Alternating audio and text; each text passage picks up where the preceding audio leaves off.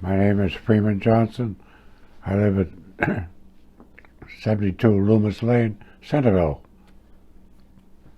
Okay, I'm going to start asking questions for this interview. Where did you grow up before the war? Oh, Waltham. I was lived in Waltham all my life. Went to Waltham schools. Graduated at Waltham High. Okay. What was your childhood like? I had a sister, a mother, and a father, like most people, and nothing spectacular. How is life now different from when you were growing up? Well, we didn't have television, radio, no, certainly none of this electronic. Was a very simple life. But so I've seen television evolve. Oh, actually, radio evolve. When I was a little kid, 6, 7 years old, man across the street bought a crystal radio. You probably don't even know what a crystal radio is. It was the first radios, and it was the first radio on the street, first radio I ever heard. And now you got things like Alexas over there. Okay, why did you enlist in the military? Oh, well, it was the end of the Depression, 1939. The Depression was actually still on. Unemployment was 25%. And they just passed the draft, so I knew I would be drafted sooner or later, because I was 19 years old, unemployed, and living at home. But I didn't want to march across Europe. It didn't look like a fun thing to me. So I went to the Navy just to beat the draft. I joined the Navy. When did you decide to enlist in the war? When? When did you decide to enlist? Like, what year? 1939. Okay, how did your family react to your decision to enlist in the military?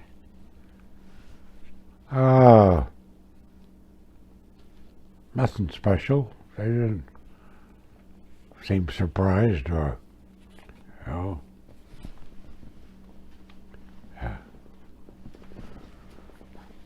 What part of the military were you in?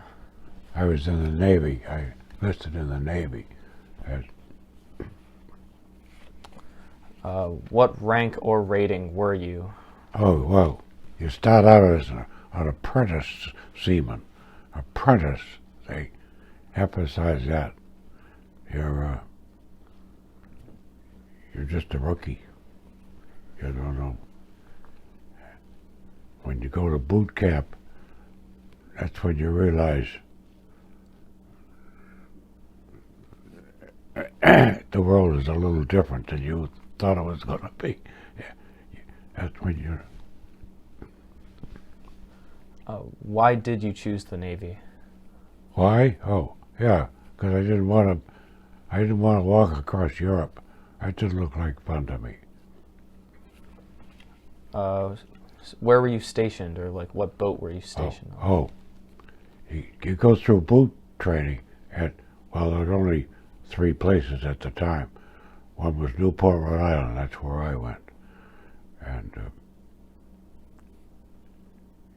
I've forgotten how many weeks it is. 12. Something like that. Boot trip. And you get transferred out. What were you allowed to pack to boot camp? Did you bring anything with you to boot camp? Pardon? I didn't get your question. What did you bring to boot camp? Anything from your home? Oh, nothing. You're not allowed to bring anything. you go. They put you in a line. They line you up. Go into a room. They give you a box, about J, with a label on the front. Put your name and address of your parents, and put all your clothes in. Everything you got on, put them in that box. So you have everything you take all your clothes off, put them in the box, and they take the box and send it home. And then you go through another door, and this is a spy room, and they give you your underwear and your pants and jersey and hats and towels, and so you don't take anything with you, nothing. Where did you go after boot camp? Oh, yeah, well, I was shipped to Norfolk, Virginia at Naval Operating Base and assigned to the Augusta, which was a heavy cruiser, but I was only there for a few days, really, and then I got transferred to the St. Louis, which was a light cruiser, just leaving, getting ready to leave, and that's where I stayed for the next couple of years.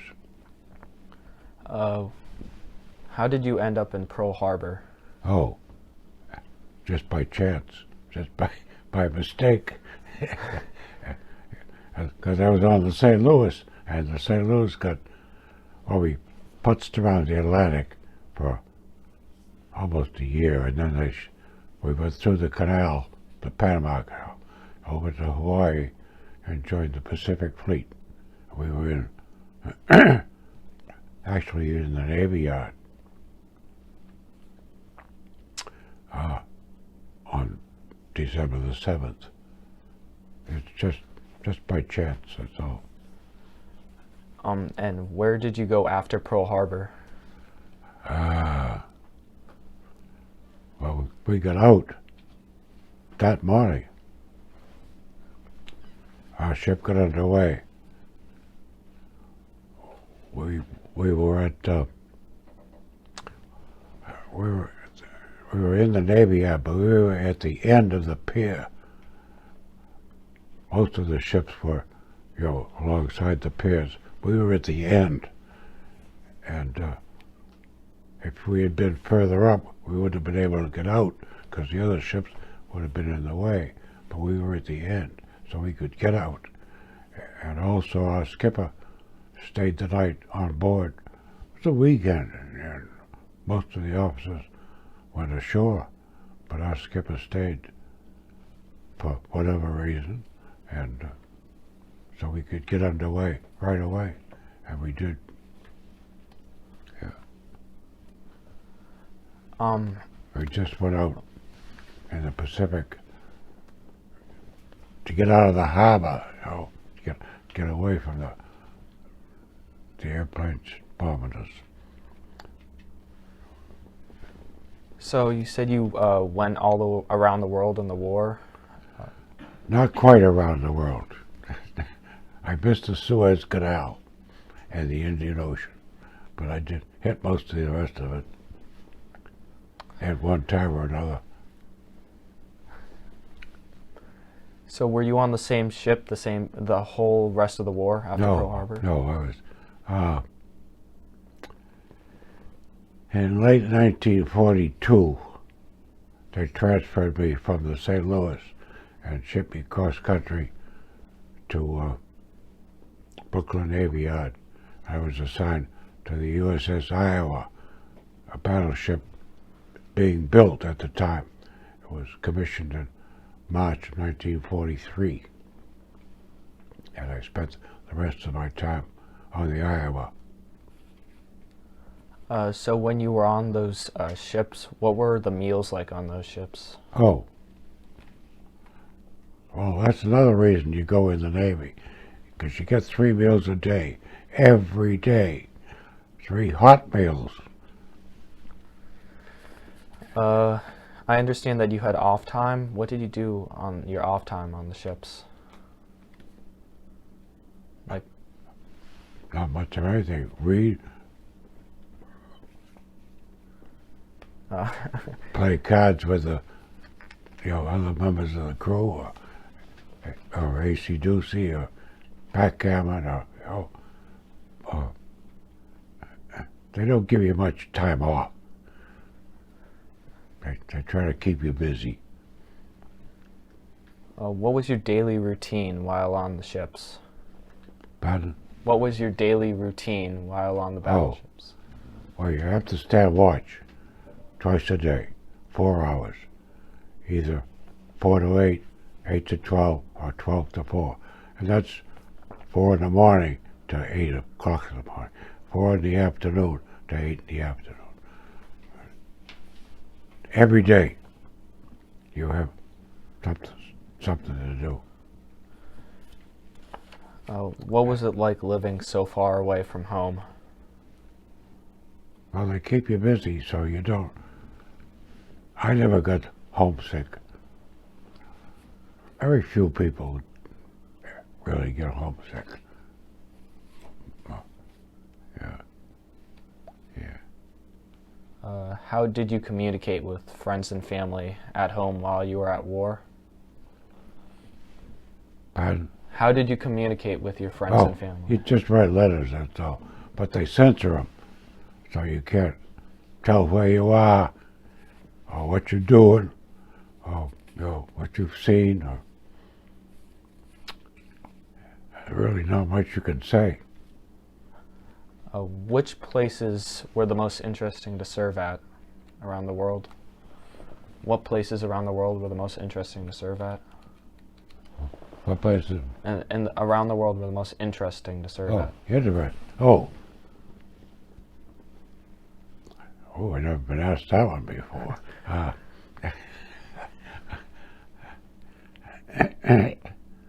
don't know.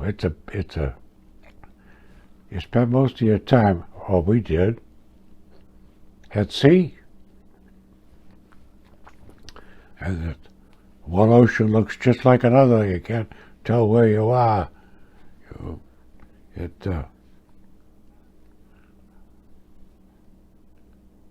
The first time you go up and stand on the fantail, that is the stern of the ship, and you watch the wake go, it's kind of spectacular, because there's nothing but ocean. Actually, you can see 16 miles before the curvature of the ocean. And you see 16 miles in all directions. There's nothing but water. And it's especially if the sunset's going down or sunrise. Sunrise is better. But then you come back the next day, and it's exactly the same. And the next day, and the next day, and the next week, and the next month, and the next year. It's exactly the same. It gets very boring. There is an awful lot of ocean out there. Awful lot. Was there anyone in particular that you had a strong bond with, like a friendship? No. I haven't kept touch with anybody. Yeah. So I understand you were at sea. Did you have any bad weather, storms? Oh, anything? yeah. Oh, once in a while. They try to avoid them. It's because it's rough on the ship to go through a storm. But, yeah, you see them once in a while. Actually, coming back from, after the war was over, coming back from Tokyo, coming back to Seattle, we ran into a hurricane. There was a aircraft carrier with us, and the waves broke over the top of the flight deck, which is a long way up. You've seen aircraft carriers. The waves were breaking over the top, and that was kind of rough. Where did you work on the ship? In the boiler room. The boiler room? Always in the boiler room. Yeah. What was the most dangerous aspect of your occupation in the boiler room? Oh, I don't think it was dangerous. Anything. Oh.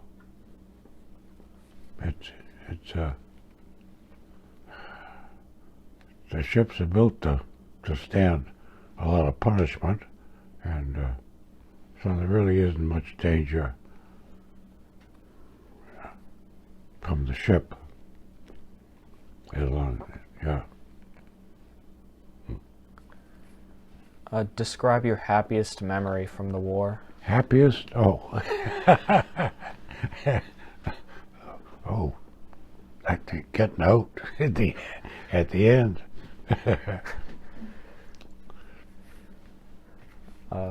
Describe your darkest memory from the war.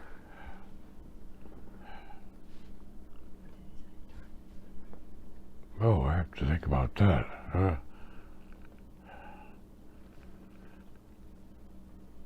I don't know.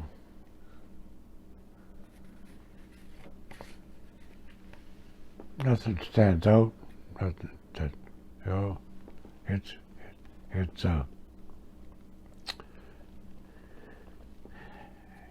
it's a boring job. It's weeks and weeks and weeks of the same thing over and over again, and then you may get in a little action, and it's fast and furious for half an hour, and it's all over, and it's back to routine. You know, it's mostly boring. It's not fun. What was your biggest health scare during your service? Health? Yeah, like injury or sickness. Oh, I caught pleurisy from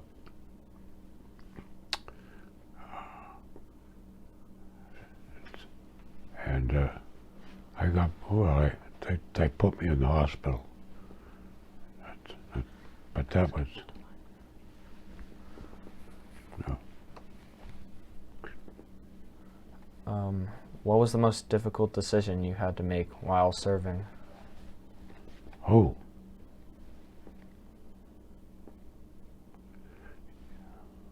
Actually, as an enlisted man, don't get to make decisions. They're all made for you. You don't have to. You know, officers make decisions. Enlisted men don't. Yeah. What was your favorite aspect of your job?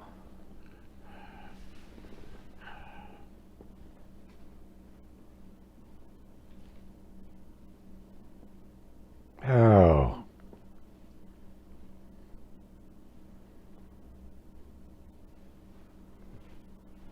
I don't know, the routine, the knowing that that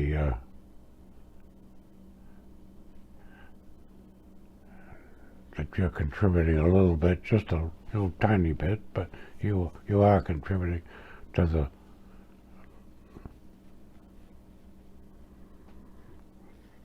functioning of the ship. It's a job. That's all. You do it well, you know.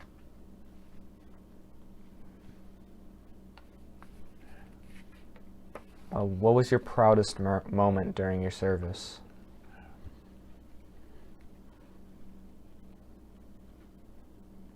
Nothing special sticks out. No. Yeah.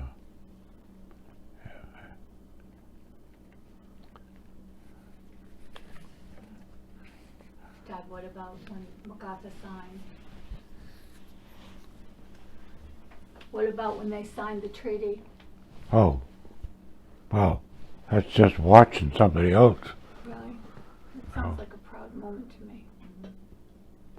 Oh, it's a relief.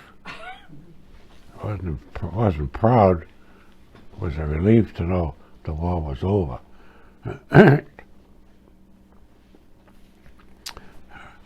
The Japanese culture at the time, it's changed. It's,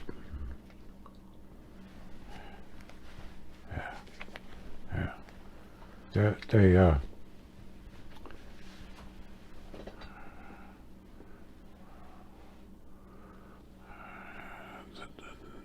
The Japanese people were taught from birth that to die for the emperor is the biggest glory. At that time, it's been changed since, but so they thought, don't get captured. On Saipan,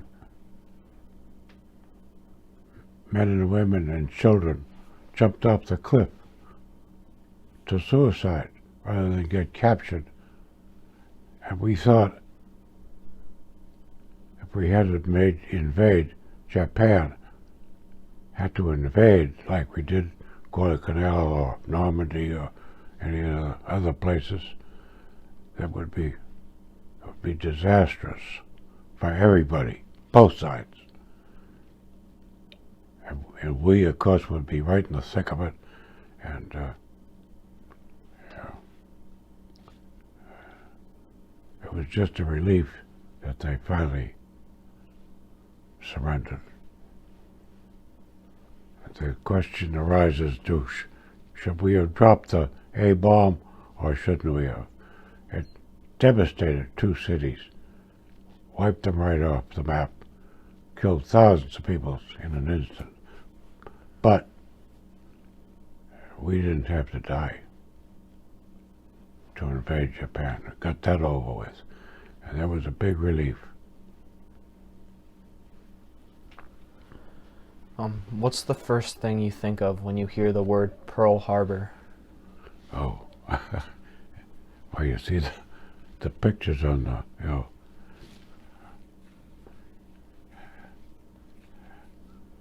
of the Arizona going down. That's what you remember, is the pictures, not what I saw, because I didn't see much of anything. I was inside the boiler, so I didn't see anything. As as a enlisted man, as the fireman, you're concentrating on your job, the job you were trained to do, the job you were assigned to do, and what happens outside doesn't count, doesn't matter. How do you feel about the war now that you are back? Well, I'm certainly glad it's over. And I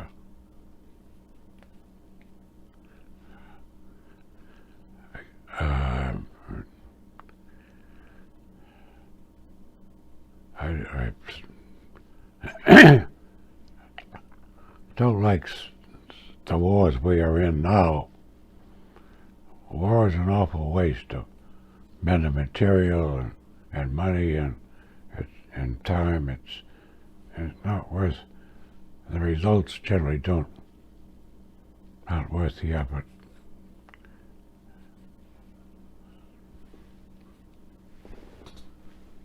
If you were to go back in time to when you were serving, what would you have done anything differently? No, I don't think so. You know, you don't have much choice. All the orders come from up above. Everything you're supposed to do comes from somebody telling you. Not only for the crew, for the enlisted men. The officers are all told what to do. Even the skipper is told where to go, how fast to get there, what to do.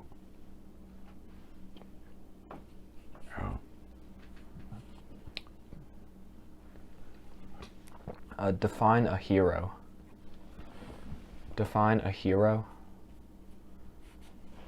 But Define a hero. Like, what is a hero? define what? A hero. A hero? Oh. A hero is by mistake. It's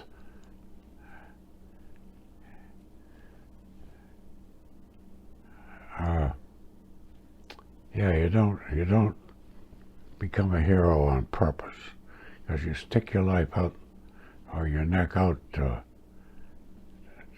unknown, and you just do it by instinct.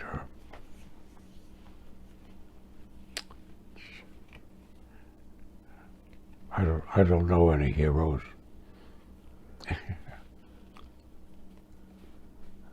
What is one important thing that you took away from your time serving? Oh, I don't know.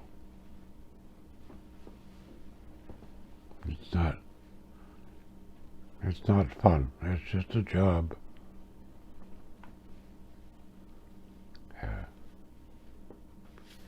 Most time it's a boring job, but it's just a job.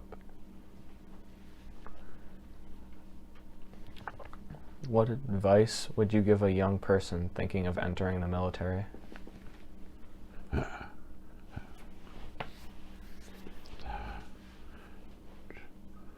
Somebody joining? Oh, yeah.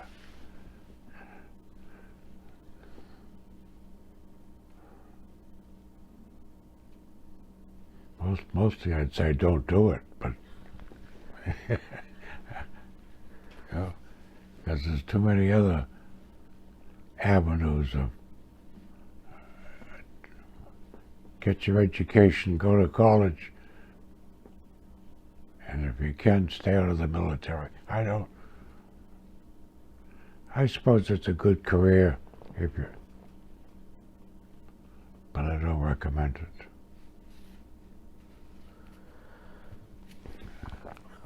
Were there any challenges returning to your normal life? Were there any big challenges returning to your normal life? Oh yeah.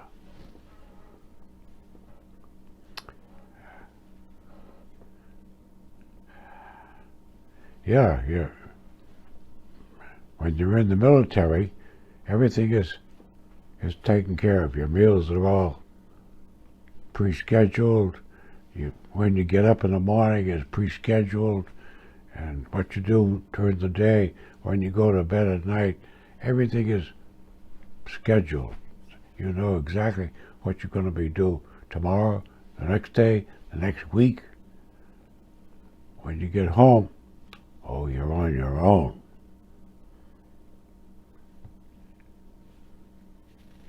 You have to make your own way.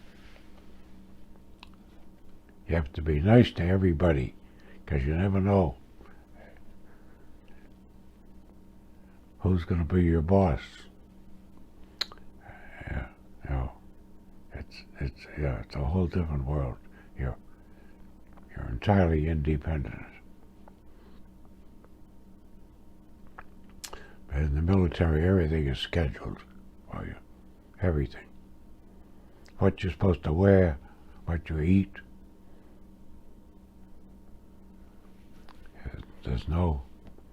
You don't have a choice in anything.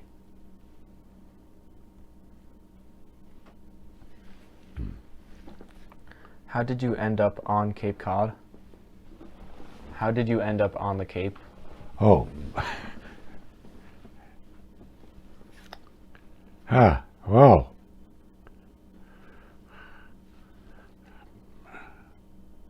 I was living in New Hampshire. I retired from my job in Waltham, and my wife and I moved to New Hampshire. And she died, and I was living alone. My daughters, all three, got together and decided I was too old to live alone, so I was supposed to go live with one of them. and I picked this one. The She best was one. she was working on the Cape, but she was living in Wareham, and rather than go over the bridge back and forth every day, I suggested we move to the Cape, and so here we are. Just by chance, that's all. Time. There you go. Actually, please keep going. Some more. So is there anything else you would like to tell us?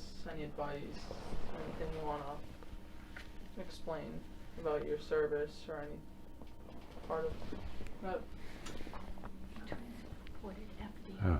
Roosevelt on the ship. Ask him to tell you about that. What? He transported the president on the ship. Oh yeah.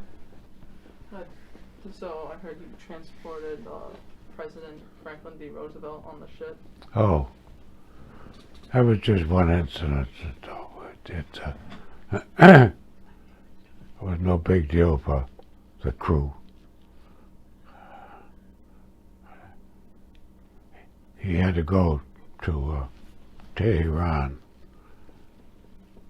and we got picked. I don't know why. It was the newest ship of the fleet, I suppose. That was the reason that we got picked. And we pulled into Norfolk. We didn't know where we were going. The crew, maybe the officers did, I don't know. But we pulled into Norfolk, Virginia, to the Navy Yard. And they took all the ammunition off, and most of the oil. As the Potomac River is about 32 feet deep. The Iowa draws 34 feet. That means you're in the mud all the way up. So that's why they took the ammunition and the oil. That's where all the weight is, to get the ship as light as possible. And they put an elevator on. And I learned later, a bathtub. I knew they put the elevator on because you could see it. I didn't learn till a few years ago there was a bathtub on.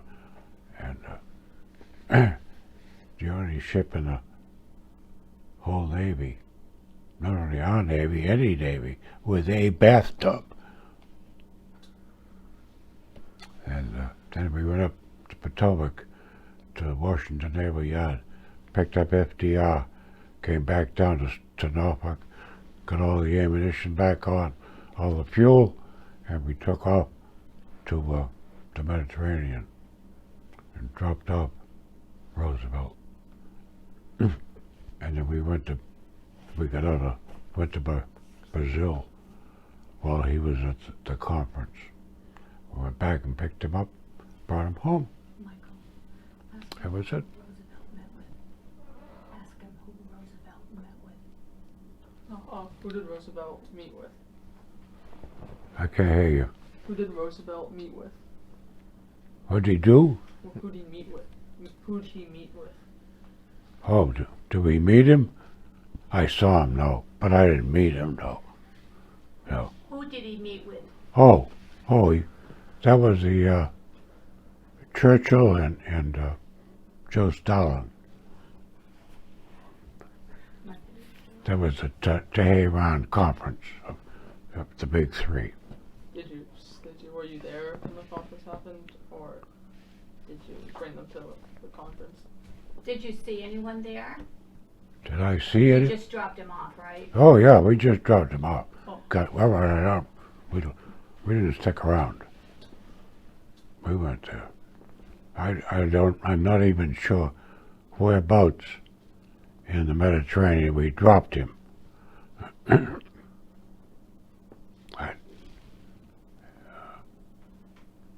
Edie's got the Book.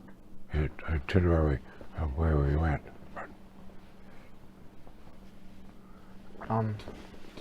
Did you have any other important jobs, like delivering Roosevelt? Did you have any other important tasks you had to do during the war?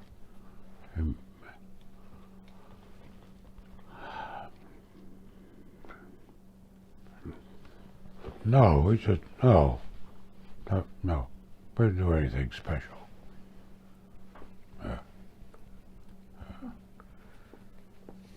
Did you fight with Japanese? Did you fight against Japanese ships in the war? Oh, yeah. Not, like gun, you see the movies, gun battles. No.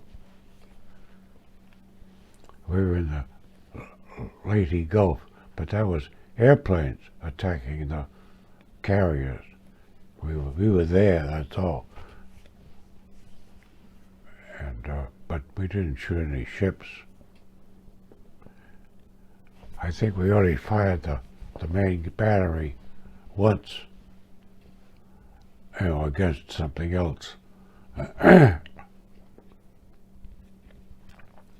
rest of the time,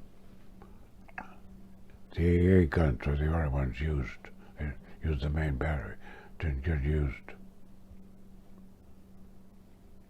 Oh, did I interrupt you? What was the scariest moment during the war? The scariest?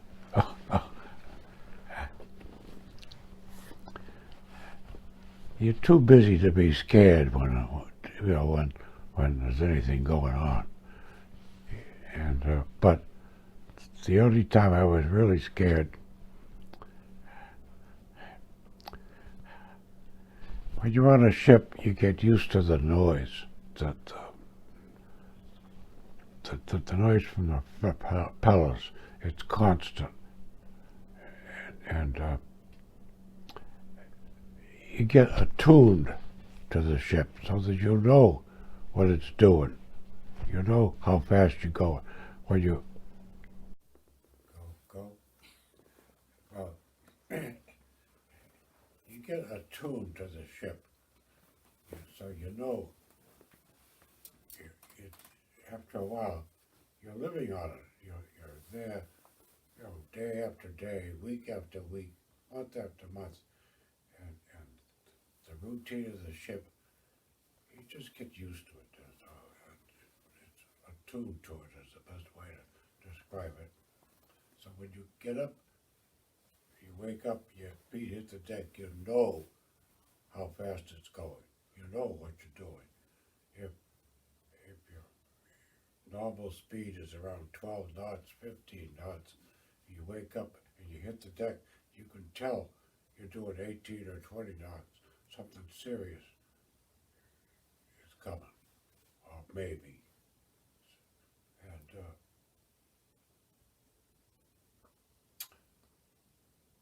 they told us one day that we were going to be going into, I think if I remember correctly, it was Kwajalein. It's a little atoll in the middle of the Pacific Ocean. And we were going to go in there and anchor. But it's, one of those things they tell you, and it's just, well, you remember it, but it's nothing spectacular, nothing you're excited about. It's just another island in the middle of the Pacific. So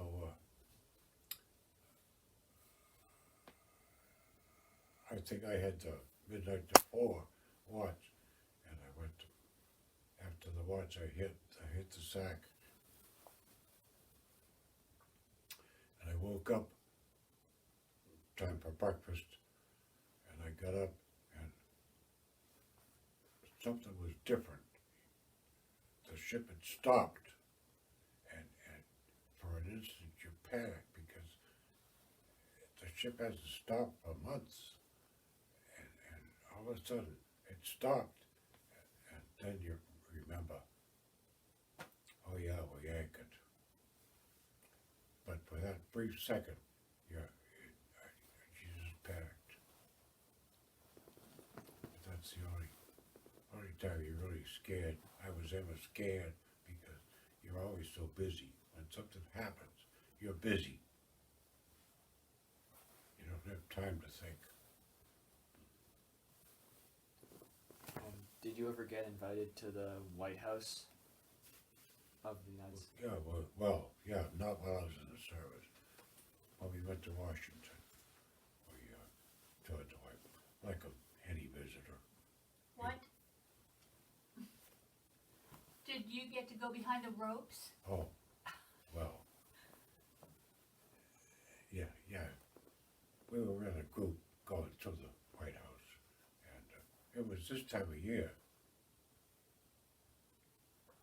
so it's all decorated, and they have one of the rooms has Christmas trees that are put up by, I don't know who puts them up, but so my daughter tells the guy it's got it roped off so you can't go near the decorations. You just walk through the aisle.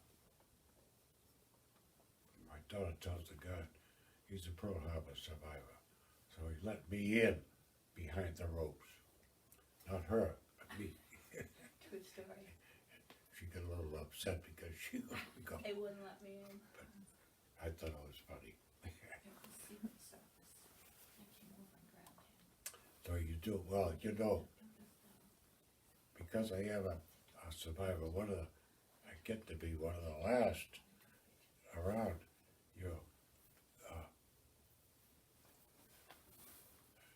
You get to go places that normally you wouldn't. Like when we went to the battleship, Battleship Cove. Mr. Bond got the keys, so we went down below. That's not open to the public. Most people don't get to go there. But did you meet anyone important when you went to Washington, D.C.? Well, except, Vice President Pence and I sat next to when we went in for the ceremony. We had all chairs marked up. There were other survivors there and a lot of big shots from here and there. The man next to me was the Washington Redskins general manager, I think he was, but he was already there. And FDR's grandson. Huh? FDR's grandson. Yeah, but I didn't meet him. He was the speaker. He was the keynote speaker. Got pictures of him But, with him. but yeah, he was there.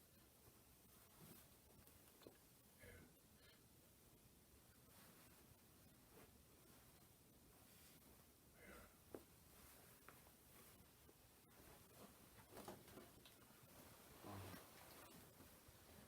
Anything else you can think of? Yeah. Worthwhile? Oh, I have one more question, and we're going to finish this up. After the war, what was the career that you pursued? Did you? Oh. I putted around.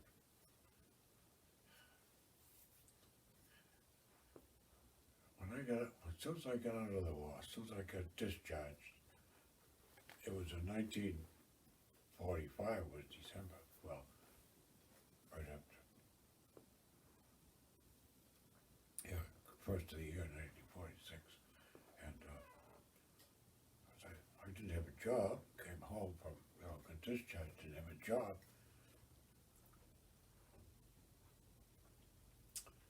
I was looking, well, I wasn't really looking for a job, but I walked over to my old neighborhood where I lived as a little kid, and just out of curiosity, I was wanted to see what the old neighborhood looked like, and there was a pumping station. You pump fresh water out of the Charles River for drinking water for the city of Waltham.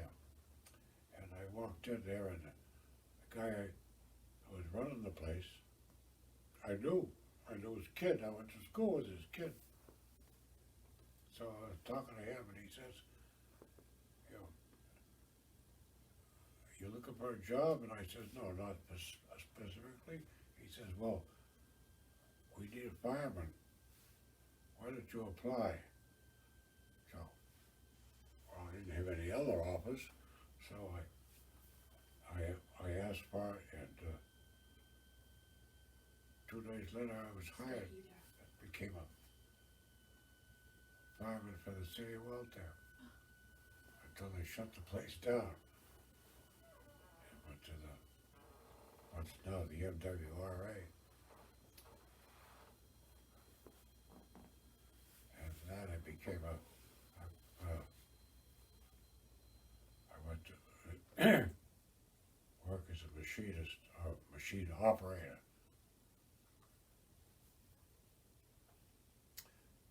There again, somebody I knew.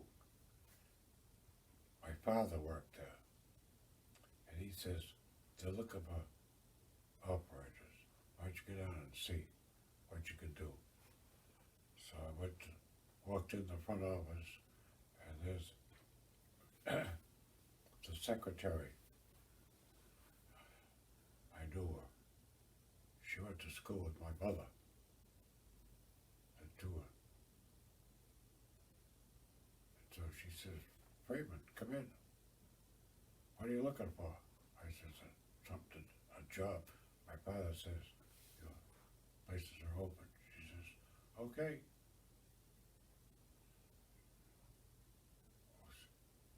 So she called somebody on the phone. They came up, and I got hired. That's what I did for the next 40 years. Ran a machine. I retired from there. 40?